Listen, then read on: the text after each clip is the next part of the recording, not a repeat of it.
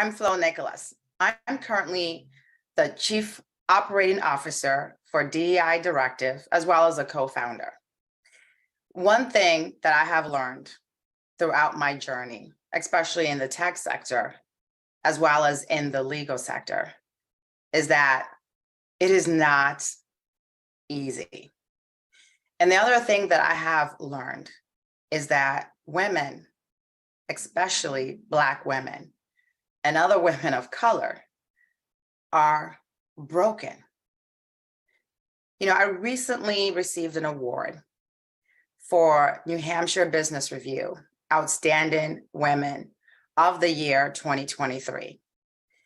If you had asked me 2-3 years ago if I would ever envision myself receiving such an award, I would have thought you were joking. You possibly can't be serious. Me get an award? Like, for what? Why? Self-doubt is real. Some people call it imposter syndrome. But are we really imposters? What it is a lack of knowing your self-worth, a lack of knowing your self-value, and also something that I think is extremely detrimental, which is when you relinquish your power to others and give them your power, the power to control who you are, the power to really understand your value and your worth. It's detrimental when you relinquish that power. Growing up, I just thought you work hard, you go to school, then you'll have a great career. You'll have doors open for you. But the reality is that the doors do not open for everyone. I put myself through law school working in a call center, a Comcast call center. When I started, I was making probably around $12. By the time I finished, I was making about $15. This is someone who had a college degree from a pretty notable college, but I was in a call center, putting myself through law school. But that's what I had to do. It was not easy. I had to work full time, and then I would go to law school at night, full time. The stress, oh my goodness, the pressure, it was a lot. It was a lot. But I thought, you know what? Push through, keep going. That when you graduate law school and you pass the bar, the doors will be opening left and right. Like I will be probably rejecting offers left and right. But that wasn't the reality. The reality was I applied to so many law firms, and some of the feedback was, well, lack of experience. But how do you gain experience when you are not given the opportunity? I eventually found a role in a small law office that was willing to give me a chance and really provide me with the freedom to explore and learn various areas of the legal world. But even then, it was a challenge. Sometimes clients would doubt my capabilities and my qualifications. Are you sure you know what you're doing? Are you sure? Or maybe you go to court and they think you're the defendant versus the client. What it does is it creates that self-doubt. You start feeling insecure. You start feeling, well, maybe they're right. Maybe I don't know what I'm doing. Maybe this is above my intellectual capabilities. That's how it starts. That's how it starts when you start dimming your light it starts by just continuously hearing the naysayers. And then you take that in and you now take it and soak it all in. After a while of being in the legal industry and just not having the opportunities come my way and doors open, I decided to use what I had learned and go into the tech sector. I thought for sure, with my experience with real estate and bankruptcy, negotiating contracts, that this will pave my way for having a successful career in the corporate world. Boy, was I naive. I was naive. I went in again thinking, I'm just going to work hard. I am going to show them. I am going to prove to them what I am worth and what I can do. And I worked hard. I worked extra. I worked on weekends. I entered into the telecom world with little to no experience in terms of that industry. But I was determined to learn everything that I could. Now, the tech industry and the legal industry, when it comes to women, we are the minority. Our numbers are low. But then when you really kind of factor it even further down, when it comes to women of color, especially me as a Black woman in the legal industry and the tech industries, we make up less than 5%.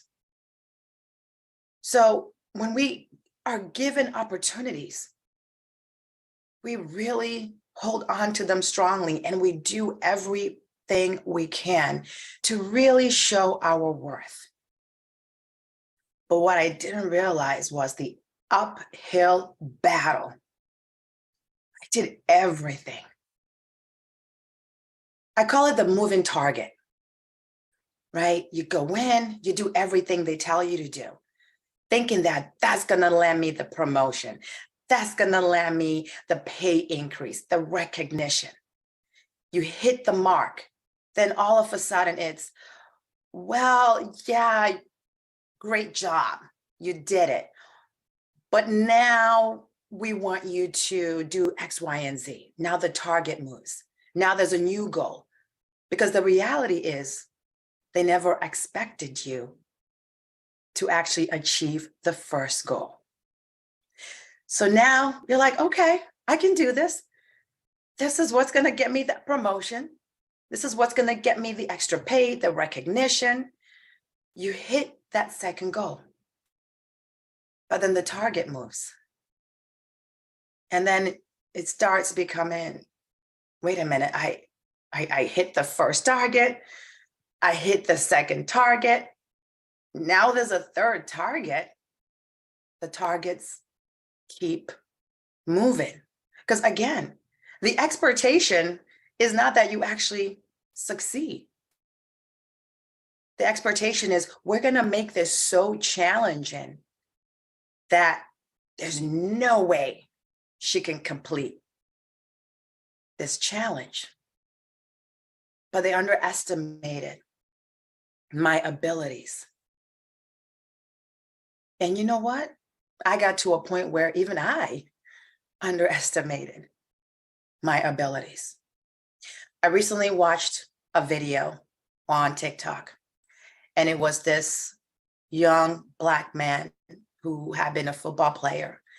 And he said, as a football player, he could take anything, being hit. He could take being told he wasn't fast enough. He can take being told he wasn't good enough. Meant nothing to him.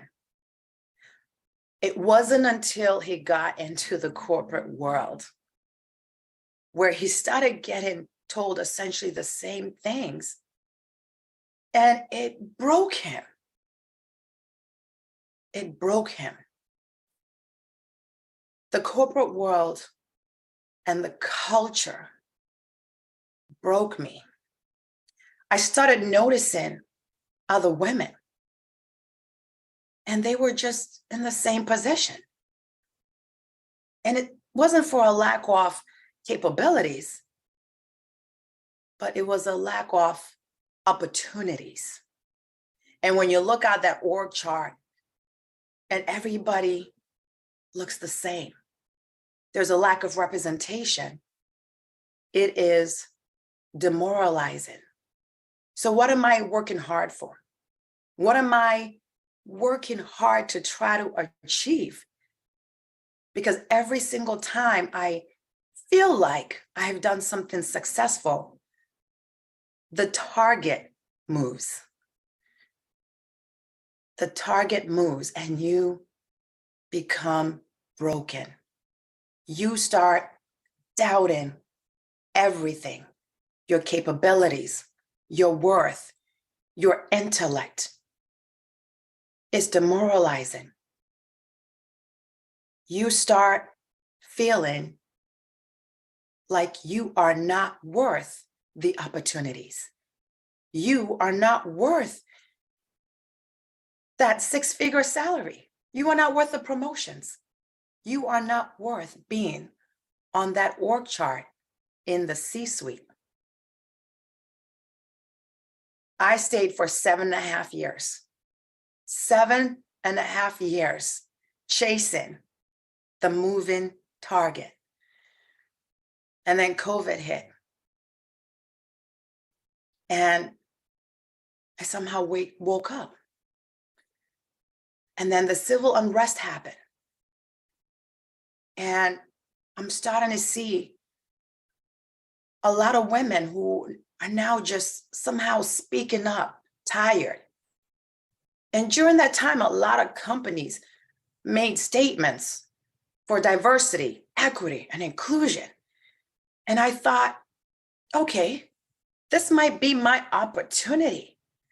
My company's making the statements, they're invested. This is my time to shine. But the reality is, and what we see now as we're seeing more tech layoffs, is the DI budgets getting slashed. And we're seeing the groups that are being impacted the most with the tech layoffs, which is women of color. We are now seeing opportunities, especially in the tech industry, disappearing. But one thing that happened during COVID was also the Great Resignation. A lot of people saying, I've had enough. A lot of people becoming self-aware of the need for the work-life balance, the need for being part of an organization that truly values who they are, that truly values their worth, that truly recognizes what they bring to the table. An organization that is willing to give you a seat at the table. I can't tell you how many times I've heard the women anthem of, hey, if they don't give you a seat at the table, you bring the folding chair. But why? Folding chair is not comfortable. Why settle for less? And the folding chair doesn't necessarily guarantee you that you are right at the table. What you're essentially saying is, I'm just going to be in the room, somewhere in the back, sitting on my folding chair. But that was not good enough for me anymore. It was not good enough for me anymore. So I started applying to other roles internally, started looking for ways to get promoted, be paid my worth. Because at this point, I'm starting to question, like, why am I accepting less than? I am educated. I put myself through law school. I have a Juris Doctorate. My goodness, I am educated. But why am I tolerating to be treated than less than? I did everything that I could to get promoted, and that didn't happen. So I had a choice to make, a difficult choice. Do I stay and continue to chase the moving target? Or do I finally stand up for myself? Do I finally go out there and get what I deserve? Honestly, without a backup plan, I made that hard decision. I decided enough was enough. I decided that, you know what? If there are no opportunities for me here, I will go find those opportunities somewhere else. If they're not going to open the doors for me internally in my organizations, I will go find other organizations that will open doors for me. But then the harsh reality hit me, interviewing to various organizations and rejection after rejection after rejection. And I'm like, oh my God, did I make a mistake? Did I make a mistake leaving my organization? Maybe they were right. I'm struggling to find work. This is embarrassing. This is embarrassing. Then started sharing my story on LinkedIn and started hearing from other women, and it became a Me Too. Women from all over the world struggling to find work. Women who are highly educated, PhDs, 2 master degrees, Juris Doctor degrees, struggling to find work. It was no longer embarrassing. For me, it became a why? What's going on? What is going on that women, especially women of color, struggle to find work? We already struggle in the corporate world. We struggle to have roles in the C-suite. We struggle to have roles in the C-suite. If you look up the statistics for Fortune 500 companies and you look up how many women, Black women, are CEOs, it's probably less than 10. No, not 10,000, not 10 million. 10 total. 10 women is unacceptable. So what happened? I had to pivot. I got tired of interviewing and getting rejected. Mentally, I went from one nightmare to another. But at some point, as I'm searching, I met 2 women on LinkedIn, Lisa Lang, Laura Frederick, who are now my mentors. 2 women who saw what I was going through and somehow just reached out, connected with me, and really helped me to build myself back up. The corporate world tore me down, almost like a vampire, just sucked my blood, but more like sucked the life out of me. Laura Frederick offered me a role in her company as Chief Growth Officer, got my C-suite position that other people thought I wasn't good enough for. But she said, you are good enough. You are qualified. You are more qualified, more creative than you think. But the damage had been done at this point, right? Now I had to figure out how to ignite the power within me, how to unleash that inner warrior, how to see what she saw in me that I couldn't see because I was still stuck on the rejections. I was still letting those rejections eat at me. It wasn't until I kind of went on what I call a revenge tour. Call it, I'm going to show them. I'm going to show them what they missed out on.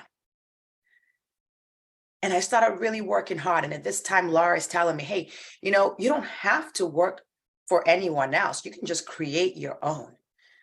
Create my own. I was terrified. You mean be a business owner, be an entrepreneur? Oh my gosh. I don't want to be broke. I want a steady paycheck. But then I saw her. She was an entrepreneur. and she was slaying. And she made me believe in myself because she believed in me, and she said, you can do it. And so did my friend Lisa Lang too, said, Flo, you can do it. And anytime there was any opportunities, whether it was a speaking engagement or a role, these two women would send those opportunities to me.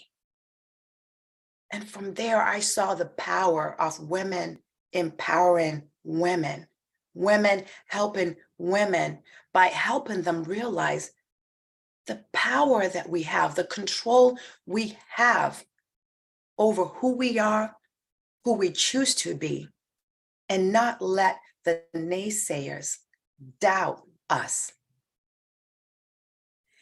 The biggest thing that I would like to really make sure you understand is that you are in more control than you think. You have to understand that we are going to face rejection. We are going to face failure. But we can choose to make that a barrier, a challenge, or a roadblock. When I chose to believe in myself, see my value, and see my self-worth, when I chose to show up and own who I am, be my true authentic self, and demand my worth, that is when things change for me. That is when I unleashed and unlocked my power, my inner warrior and gladiator. That is when I fully started to comprehend the power that I had in me that I now use to mentor and help other women.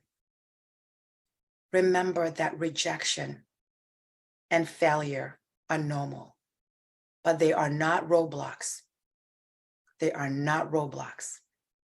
So continue to fight for who you want to be, because the possibilities are endless. You just have to believe in yourself, and then you will slay. I guarantee that. You will slay. I thank you for the opportunity to listen to me. Please continue to unleash the power within you. Do not give anyone the control to dim your inner warrior, your inner fire.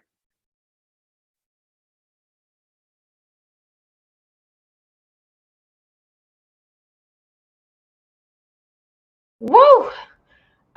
We have so much to unpack here in only 5 minutes to do it. So, Flo, can you hear me? Hi, beautiful. Hey guys, how are you today? So good. So good. Listen, I'm gonna let folks get to it. Ahira has her hand up, Flo, so I'm gonna let her come to the stage and ask her question. Sure. Ahira, you have the mic. Hey, ladies. First of all, Hi. Flo, hi, sweetie. Listen, I don't have a question. I'm giving you your roses and your flowers because if you knew what this chat was doing while you were talking, I'm doing my best to hold my tears back because Oh, everything that you have said to me and a lot of other women have impacted us so much. And I thank you for being another voice you're for gonna us to speak make me out loud cry. because right now I'm telling you, I am going through trauma at my last job to the Oh point yeah. where I had to take medical leave because that's how Yeah. bad it was for me.